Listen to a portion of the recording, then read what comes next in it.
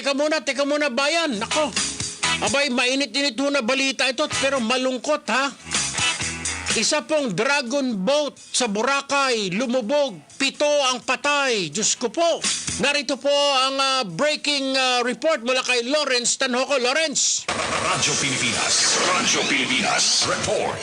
Yes, Tol Erwin, 7 ang kumpirmadong patay habang 14 naman ang sugatan o nakaligtas sa nangyaring paglubog ng bangka ng isang dragon boat team sa Boracay. Ayon kay Seaman Second Class Frank Valle, member ng Operation Branch ng Coast Guard, sa Katiklan patuloy ang ginagawang investigasyon sa naturang insidente. Batay naman sa initial report, lumubog ang barko sa bisinidad ng Sitio Linganay, Barangay Manok-Manok, Boracay Island kaninang 7:40 ng umaga. Hanggang sa ngayon, Tol Erwin, hinahanap pa rin o inaalam pa rin ng PCG ang dahilan kung bakit lumubog ang nasabing bangka. Lawrence.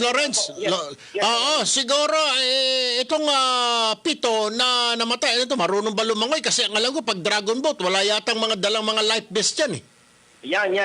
Isa rin yan sa iniimbitigan, Tol Erwin. Kasi ang assumption, siyempre, pag ikaw ay nandyan sa dagat, dapat talagang marunong kang lumangoy. Correct, oo. Alam mo yung dapat mong ginagawa. Oo. Pero as of now, Tol Erwin, medyo hindi pa o sketchy pa yung mga reports na natatanggap natin. Pero kinumpirma na ng Katiklan na PCG na 7 ang patay dito sa nasabing insidente. Hindi pa rin natin alam kung bakit lumubog, ano ang naging sanhi ng paglubog ng nasabing bangka ng Dragon Boat Team, Tol Erwin. Alright, Lawrence, thank you. Alright, mula pa dito sa lungsod ng Maynila, Lawrence Tanhoco, Radyo Pilipinas. Nakakalungkot naman ho bayan. Siguro nagpa-practice ito.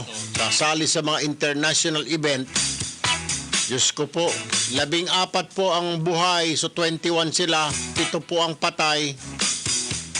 Oh Lord.